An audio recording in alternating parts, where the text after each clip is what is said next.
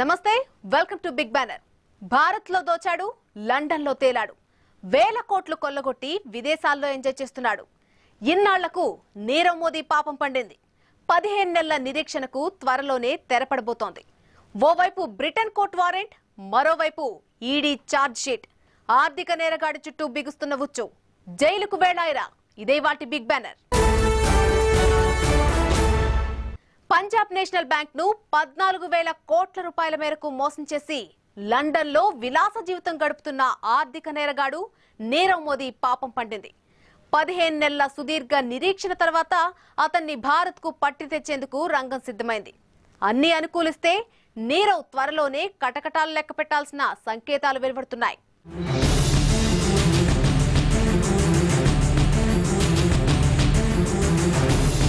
బ్యాంకులకు కన్నం వేసిన దొంగ దొరికాడు. వజ్రాల వ్యాపారి అరెస్టుకు రంగం సిద్ధం. అరెస్టు వారెంట్ జారీ చేసిన వెస్ట్ మినిస్టర్ కోర్టు. నీరవ్ మోదీని త్వరలోనే భారత్కు రప్పించే అవకాశం. భారత్లో ప్రభుత్వ రంగ బ్యాంకులను ప్రత్యేకించి పంజాబ్ నేషనల్ బ్యాంక్ను లూటీ చేసి విదేశాలకు పారిపోయిన వజ్రాల వ్యాపారి నీరవ్ మోదీకి లండన్ కోర్టు షాక్ ఇచ్చింది. అతడికి అరెస్టు వారెంట్ జారీ చేసింది. స్థానిక పోలీసులు ఆయనను త్వరలోనే నిర్బంధంలోకి తీసుకుని కోర్టు ముందు ప్రవేశపెట్టే అవకాశాలు కనిపిస్తున్నాయి. ముంబైలోని పంజాబ్ నేషనల్ బ్యాంక్ 14,000 కోట్లు ఎగ్గొట్టి నీరవ్ మోదీ విదేశాలకు పారిపోయాడు. తొలుత న్యూయార్క్ నగరానికి, ఆ తర్వాత లండన్లో తలదాచుకున్నాడు. ఈ నేపథ్యంలో మనీ లాండరింగ్ కేసులో నీరవ్ మోదీని అప్పగించాలని ఈడీ చేసిన విజ్ఞప్తిపై స్పందించిన లండన్లోని వెస్ట్ మినిస్టర్ మెజిస్ట్రేట్ కోర్టు తాజాగా నీరవ్ మోదీపై అరెస్టు వారెంట్ జారీ చేసింది. ఈడీ అభ్యర్థనకు అనుగుణంగానే అతడిపై చట్టపరమైన చర్యలు తీసుకుని తిరిగి భారత్కు తీసుకువచ్చేందుకు మార్గం సుగమం చేయాలని కోరుతూ ఈ నెల 9న లండన్లోని హోంశాఖ కార్యాలయానికి ఈడీ లేఖ రాసింది. దీన్ని పరిగణలోకి తీసుకున్న లండన్ కోర్టు అతడికి అరెస్టు వారెంట్ జారీ చేసింది. ఇక లండన్లోని Westminster magistrate court Nirav మోదీపై ఇటీవలే వారెంట్ జారీ చేసినట్లు అక్కడి దర్యాప్తు విభాగం తమకు సమాచారం అందించిందని అధికారులు తెలిపారు. లండన్ మెట్రోపాలిటన్ పోలీసులు మోదీని త్వరలోనే అధికారికంగా అరెస్టు చేసే అవకాశాలున్నాయని, ఆ తర్వాత వెస్ట్ మినిస్టర్ మెజిస్ట్రేట్ కోర్టులో హాజరుపరుస్తారని చెబుతున్నారు. ఆపైన అతడిని భారత్కు అప్పగించే న్యాయ ప్రక్రియ మొదలవుతుందని ఈడీ అధికారులు చెబుతున్నారు. ఇదిలా ఉంటే అతన్ని అరెస్ట్ చేసి అభియోగాలు మోపే వరకు ఈ పరిణామాలపై స్పందించలేమని London court, Scotland Yard police అధికారులు స్పష్టం చేశారు. మోదీని అప్పగించాలంటూ ఈ నెల ప్రారంభంలో ఈడీ బ్రిటన్ హోంమంత్రిని కోరింది. పంజాబ్ నేషనల్ బ్యాంకును మోసం చేసిన కేసులో మోదీ, అతని మామ మెహుల్ చోక్సీపై ఈడీతో పాటు సీబీఐ కూడా మనీ లాండరింగ్ తదితర నేరాల కింద కేసులు నమోదు చేశాయి. ఇదిలా ఉంటే మొన్నటికి మొన్న నీరవ్ కు బ్రిటన్ ప్రభుత్వం గోల్డెన్ వీసా జారీ చేయడం కలకలం రేపుతోంది. యూరప్ ఖండానికి చెందని వాళ్లు బ్రిటన్ ప్రభుత్వ కంపెనీల్లో బాండ్లు, షేర్లలో 2 మిలియన్ పౌండ్లు అంటే మన కరెన్సీలో 18 కోట్లకు పైగా పెట్టుబడిగా పెడితే వారికి గోల్డెన్ ఇన్వెస్టర్ వీసా ఇస్తారు. బ్రిటన్ ప్రభుత్వం నీరవ్ మోదీకి ఇండియన్ పాస్పోర్టుపై గోల్డెన్ వీసా జారీ చేసింది. అందువల్ల ఆయన బ్రిటన్లో శాశ్వతంగా ఉండేందుకు అక్కడ ఇల్లు ఏర్పాటు చేసుకోవడానికి అర్హత పొందినట్లయింది. యూకేలో గోల్డెన్ వీసా పొందిన వాళ్లు ఆ దేశంలో పనిచేయవచ్చు, వ్యాపారం చేయవచ్చు. ఇలాంటి వీసాతో అక్కడే ఉండి భారత్కు రాకుండా దొంగలా తిరుగుతున్న నీరవ్ మోదీపై ఈడీ కేసు నమోదు చేసింది. నీరవ్ మోదీ ప్రస్తుతం లండన్ వెస్ట్ ఎండ్లోని 60 కోట్ల విలువైన ప్లాట్లో నెలకు 15 లక్షలు అద్దె చెల్లిస్తూ ఉంటున్నట్లు సమాచారం.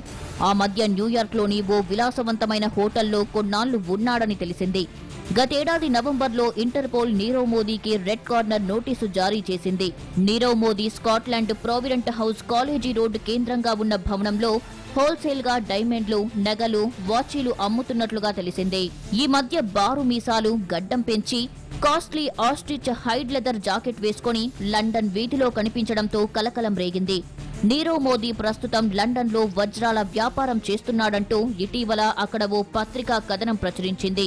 ఈ నేపథ్యంలో నీరవ్ మోదీ లండన్ వీధుల్లో షికారు చేస్తూ టెలిగ్రాఫ్ జర్నలిస్ట్ కి చిక్కాడు. అతను వీడియో తీయడంతో కొత్త లుక్ లో ఉన్న నీరవ్ ఆచూకీ భారత్ కు తెలిసింది. విలేకరి అడిగిన ప్రశ్నలన్నిటికీ నో కామెంట్స్ అంటూ దాటవేయడంతో పాటు అప్పటికప్పుడు క్యాబ్లో అక్కడి నుంచి వెళ్లిపోయాడు. Can you please just confirm whether you've applied for political asylum? That's all I want to know. Can you confirm that? Sorry, no comment. You owe a lot of people a lot of money, Mr. Modi. Sorry, no comment. No comment. We would very much like to know where you are. Sorry, no comment. How long do you intend to stay in England for?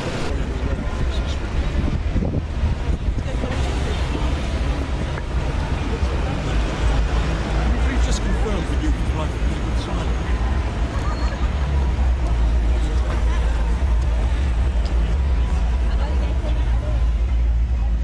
Government officials have told us that you've applied for political asylum, and government officials have also told us that you're the subject of an extradition treaty, extradition application. Could you just nod if you believe that to be the case? Sorry, no comment. You can't comment at all about anything.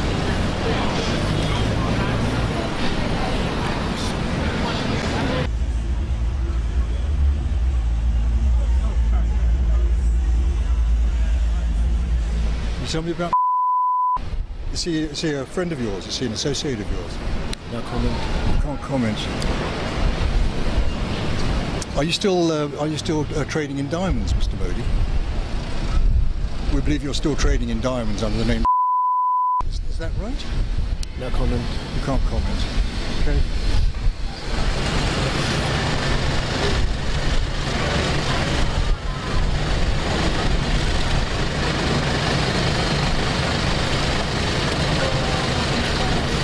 ఇదిలా ఉంటే ఇప్పటికే భారత్లోని నీరవ్ మోదీ ఆస్తులను ED స్వాధీనం చేసుకుంటోంది.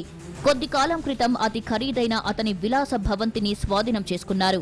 నీరవ్ మోదీ అతని కుటుంబ సభ్యులకు చెందిన సుమారు 2,300 కోట్ల ఖరీదైన ఆస్తులను ఇప్పటికే ఈడీ అటాచ్ చేసినట్లు సమాచారం. అంతేకాదు నీరవ్ మోదీ భార్యను కూడా సీబీఐ అరెస్టు చేసింది. ఇదే టైంలో నీరవ్ మోదీని అరెస్టు చేయడానికి కూడా రంగం సిద్ధం చేసిన ఈడీ, సీబీఐలు లండన్లో దౌత్య కార్యాలయం నుంచి కోర్టును ఆశ్రయించింది. ఈ నేపథ్యంలో నీరవ్ మోదీ అరెస్టుకు రంగం సిద్ధమయ్యింది. గతంలో విజయ్ మాల్యా అప్పగింతకు కూడా లండన్లోని వెస్ట్ మినిస్టర్ కోర్టు ఆదేశాలు జారీ చేసింది. ముందుగా లండన్ పోలీసులు అతన్ని అరెస్టు చేశారు. ఆ తర్వాత ఇరు దేశాల మధ్య ఉన్న ఒప్పందాల ప్రకారం మాల్యాను భారత్కు రప్పించే విషయంలో దాదాపు ఈడీ విజయవంతమయ్యింది. అయితే ఆ తర్వాత ఆయన కోర్టుకు వచ్చి తదుపరి విచారణకు అంగీకరిస్తూనే బెయిల్కు పిటిషన్ పెట్టుకున్నాడు. ప్రస్తుతం కోర్టులో ఆయన కేసు చివరి దశలో ఉన్నట్లు తెలుస్తోంది. మాల్యా వివిధ బ్యాంకులకు 9,000 కోట్ల రూపాయల ఎగనామం పెట్టి 2016 మార్చిలో భారత్ నుంచి పారిపోయి లండన్లో ఆశ్రయం పొందుతున్నాడు. ఇక నీరవ్ మోదీ అరెస్ట్ అయ్యాక అప్పగింత విచారణ మొదలవుతుందని లండన్ అధికార వర్గాలు చెబుతున్నాయి. అయితే ఇప్పట్లో నీరవ్ మోదీని భారత్కు పట్టి తెచ్చే అవకాశం లేదనే వాదన కూడా వినిపిస్తోంది. నీరవ్ మోదీపై అరెస్టు వారెంట్ జారీ అయినా ఆయనకు పెద్దగా పోయేదేమీ లేదని, ఆయనను ఇప్పట్లో భారత్కు తెచ్చి విచారణ జరిపేందుకు వీలు కాకపోవచ్చనేది బ్రిటన్ న్యాయశాస్త్ర నిపుణులు చెబుతున్నమాట. అప్పగింతకు వ్యతిరేకంగా నీరవ్ మోదీ పిటిషన్ దాఖలు చేసే హక్కులు బ్రిటన్ చట్టాలు కల్పిస్తున్నాయి. దీంతో నీరవ్ను ఇప్పట్లో భారత్కు పట్టి తెచ్చే అవకాశం ఉందా లేదా అనే దానిపై సందేహాలు కూడా వ్యక్తమవుతున్నాయి. మోదీపై మనీ లాండరింగ్ కేసులు నమోదు చేసిన ఈడీ, సీబీఐలు విచారణ చేస్తున్నాయి. ఈ క్రమంలో ఇప్పటికే నీరవ్ మోదీకి సంబంధించిన 2,300 కోట్ల వరకు ఆస్తులను భారత ప్రభుత్వం స్వాధీనం చేసుకుంది. నీరవ్ మోదీ అరెస్టుకు లండన్ కోర్టు వారెంట్ జారీ చేయడం శుభపరిణామమే అయినా కూడా అతన్ని భారత్కు తీసుకురావాలంటే కొన్ని ఇక్కట్లు తప్పవనే సంకేతాలు వెలువడుతున్నాయి. ఇంతకీ నీరవ్ మోదీ ఎగవేత ప్రస్థానం ఏంటి? ఎన్నాళ్లుగా బ్యాంకులకైనా టోక్రా వేశారు? పంజాబ్ నేషనల్ బ్యాంక్ సిబ్బంది మోసపూరితంగా బిలియనీర్ నీరవ్ మోదీ ఆయన సంబంధీకులకు లెటర్ ఆఫ్ అండర్టేకింగ్ జారీ చేసింది. దీన్ని ఉపయోగించుకుని మోదీ తదితరులు విదేశాల్లోని పలు ప్రైవేట్, ప్రభుత్వ రంగ బ్యాంకుల నుంచి రుణాలు పొందారు. డిప్యూటీ జనరల్ మేనేజర్ స్థాయి ఉద్యోగి కూడా ఈ మొత్తం వ్యవహారంలో కుమ్మక్కైనట్లుగా 2011 నుంచి ఇది జరుగుతుందని వెల్లడైంది. పిఎన్బి ప్రస్తావించకపోయినప్పటికీ Union Bank of India, Allahabad bank, Axis bank మొదలైనవి ఎల్ఓయు ఆధారంగా రుణాలిచ్చినట్లు వార్తలొచ్చాయి. ఈ స్కామ్ కి సంబంధించి అప్పట్లో సస్పెండ్ అయిన వారిలో డిప్యూటీ మేనేజర్ గోకుల్నాథ్ శెట్టి తదితరులున్నారు. 2010 మార్చి 31 నుంచి ఆయన ముంబైలోని పిఎన్బి ఫారెక్స్ విభాగంలో పనిచేస్తున్నారు. నిబంధనలకు విరుద్ధంగా లావాదేవీలను పసిగట్టలేని విధంగా ఖాతాల్లో ఎంట్రీలు చేయకుండా మరో ఉద్యోగి మనోజ్ కారత్తో కలిసి ఆయన వివాదాస్పద ఎల్ఓయూలు జారీ చేసినట్లు ఆరోపణలున్నాయి. తమ ఖాతాదారు థర్డ్ పార్టీకి చెల్లించాల్సిన మొత్తానికి హామీనిస్తూ బ్యాంకులు ఈ ఎల్ఓయూలను జారీ చేస్తుంటాయి. వీటి ఆధారంగా విదేశాల్లోని బ్యాంకు శాఖలు బయ్యర్స్ క్రెడిట్ ఇస్తుంటాయి. బయ్యర్స్ క్రెడిట్ అనేది ఒక స్వల్పకాలిక రుణ సదుపాయం. విదేశాల నుంచి సరుకు, సేవలు దిగుమతి చేసుకునే వ్యాపారులు, సంస్థలకు ఈ తరహా రుణ సదుపాయాన్ని బ్యాంకులు కల్పిస్తుంటాయి. అంతర్జాతీయ వాణిజ్యంలో ఈ రుణాలు సర్వసాధారణం. ఏ దేశం నుంచి ఏ వ్యాపారి, సంస్థ సరుకు లేదా సేవలు ఎగుమతి చేస్తాయో వారికి దిగుమతి చేసుకునే వారి తరపున ఇచ్చే గ్యారంటీ అన్నమాట. జనవరి 16న diamond R US, solar exports, stellar diamonds అనే 3 సంస్థలు తమకు బయ్యర్స్ క్రెడిట్ కావాలంటూ ముంబైలోని పంజాబ్ నేషనల్ బ్యాంక్ ఒక శాఖ అధికారులు కోరాయి. విదేశీ సరఫరాదారుల నుంచి సరుకొస్తోందని తెలిపే కొన్ని ప్రాంతాలు చూపించి వారికి చెల్లించేందుకు అవసరమైన రుణం కోసం లెటర్స్ ఆఫ్ అండర్టేకింగ్ కావాలని విజ్ఞప్తి చేశాయి. ఈ సంస్థలు నీరవ్ మోదీ, ఆయన సోదరుడు నిషాల్ మోదీ, నీరవ్ భార్య అమీ నీరవ్ మోదీ, మరో వ్యాపార భాగస్వామి మోహుల్ చీనుబాయ్ చోక్సీకి సంబంధించినవి.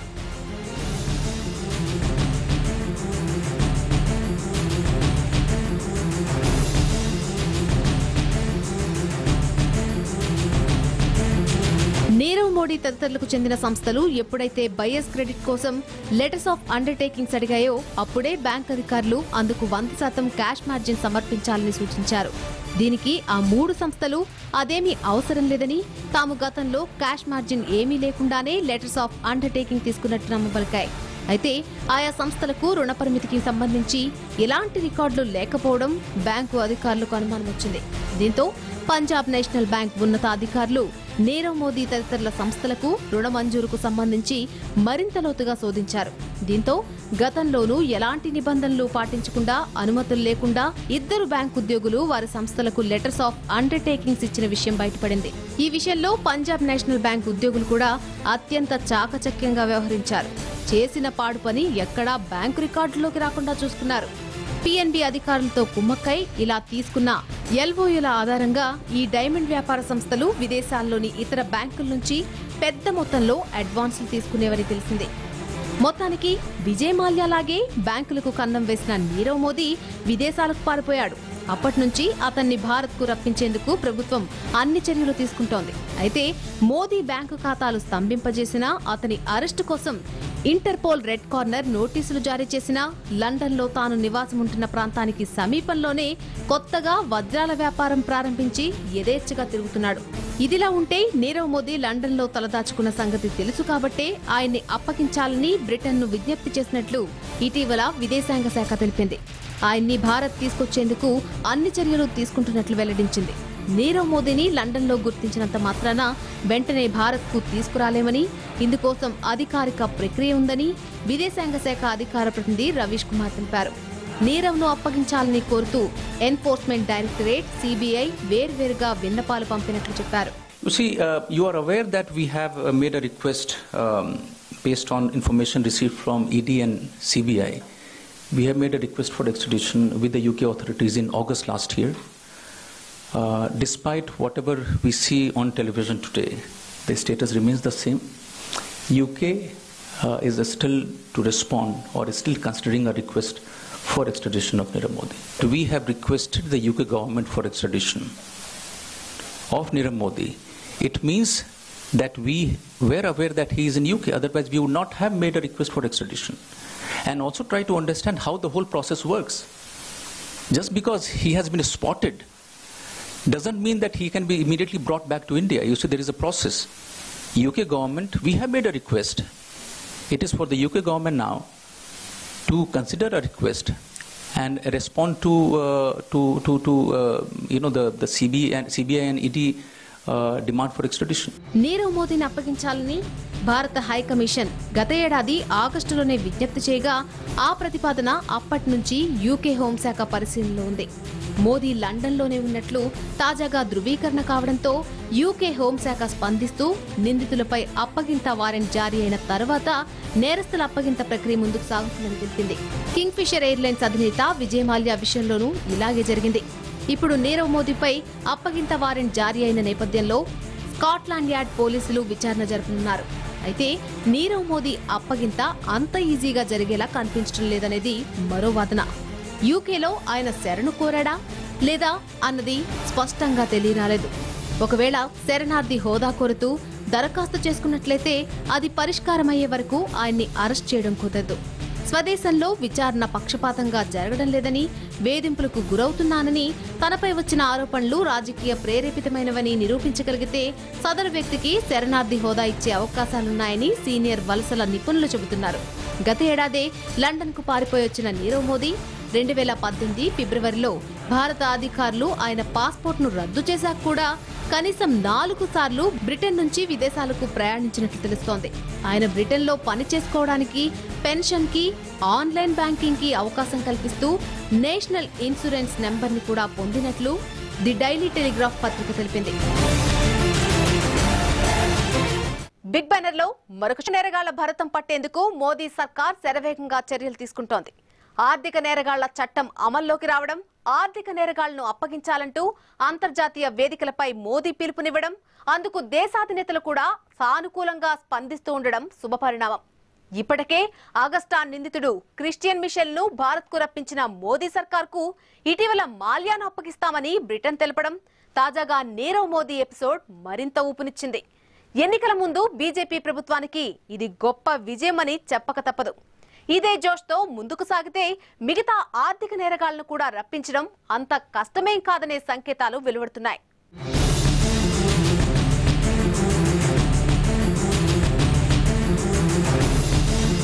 బ్యాంకులకు వేల కోట్లు ఎగవేసి దేశం నుంచి పారిపోతున్న కార్పొరేట్ మోసగాళ్ల భరతం పట్టేందుకు గత ఏడాది జులైలో కేంద్రం ఆర్థిక నేరగాళ్ల చట్టం తీసుకొచ్చింది.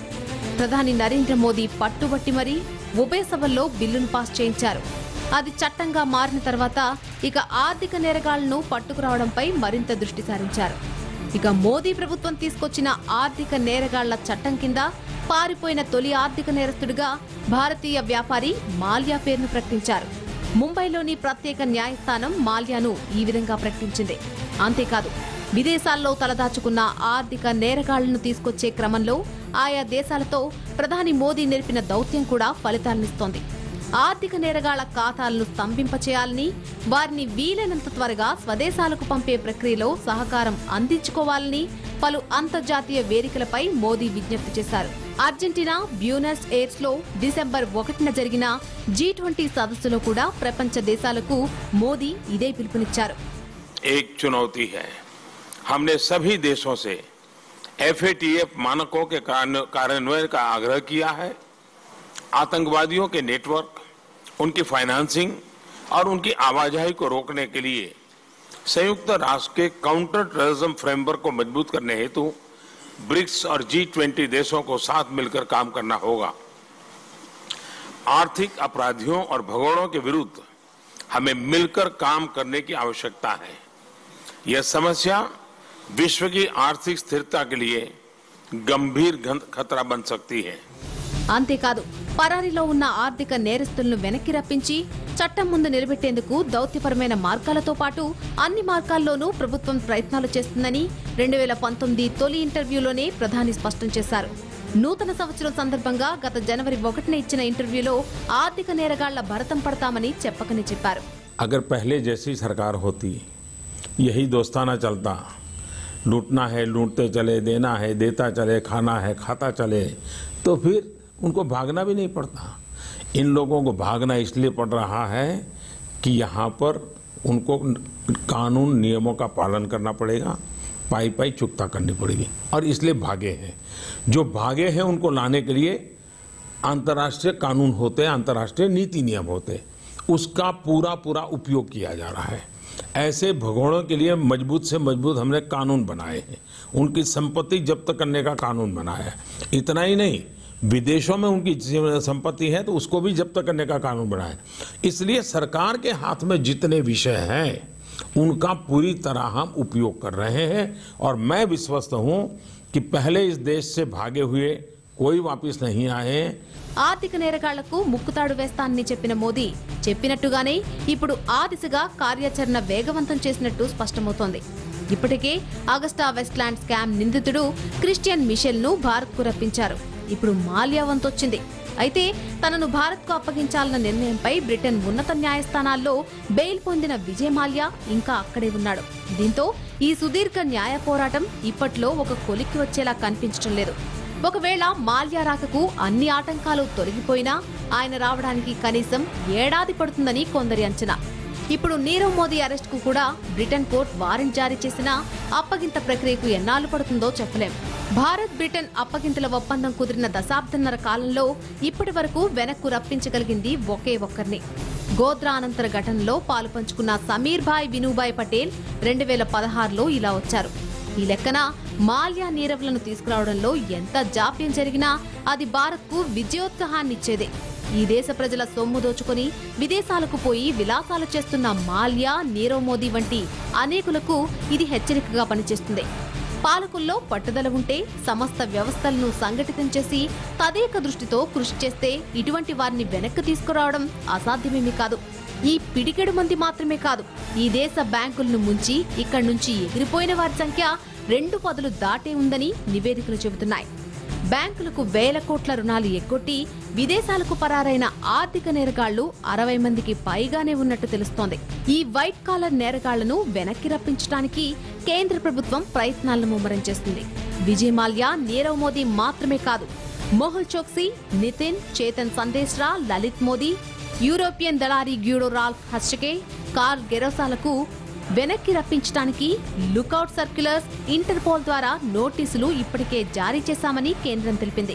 Britain, UAE, Belgium, Egypt, America, Antigua, Barbuda దేశాల్లో తలదాచుకుంటున్న ఆర్థిక నేరగాళ్లను తమకు అప్పగించాల్సిందిగా భారత్ ఆయా దేశాల ప్రభుత్వాలకు అప్పగింత అభ్యర్థనలు సమర్పించింది. ఇప్పటిదాకా చేసిన 16 అప్పగింత అభ్యర్థనలు ఎంతవరకు పురోగతి సాధించాయో అని సిబిఐ, ఎన్ఫోర్స్మెంట్ డైరెక్టరేట్, డిఆర్ఐ వంటి సంస్థలు ఆరా తీస్తున్నాయి. ఆయా ప్రభుత్వాలపై మరింత ఒత్తిడి పెంచుతున్నామని కేంద్ర ప్రభుత్వం ఇటీవల లోక్సభకు తెలిపింది. వీవీఐపీ హెలికాప్టర్ల స్కామ్లో మధ్యవర్తిగా వ్యవహరించిన గ్యూడో రాల్ఫ్, కార్లో గెరసాల అప్పగింత అభ్యర్థన సంబంధిత నోటీసుల తాజా పరిస్థితిని విదేశాంగ శాఖ లోక్సభకు నివేదించింది. గెరోసా అప్పగింతపై గత ఏడాది నవంబర్లో, గ్యూడో అప్పగింతపై ఈ ఏడాది జనవరిలో అభ్యర్థనలు పంపిస్తే వాటిని ఇటలీ ప్రభుత్వం తిరస్కరించిందని తెలిపింది. 13,000 కోట్ల రుణాలు ఎగ్గొట్టిన మొహుల్ చోక్సీ అప్పగింతపై కూడా 2 అభ్యర్థనలు పెండింగ్ లో ఉన్నాయి. చోక్సీపై ఇంటర్పోల్ ద్వారా నోటీసులు జారీ అయ్యాయి. గుజరాత్ కు చెందిన వ్యాపారి ఆశిష్ జోబన్ పుత్ర, ఆయన భార్య ప్రీతిని అమెరికా నుంచి రప్పించడానికి ట్రంప్ సర్కార్ కు భారత్ ఇప్పటికే అప్పగింత విజ్ఞప్తులు పంపింది.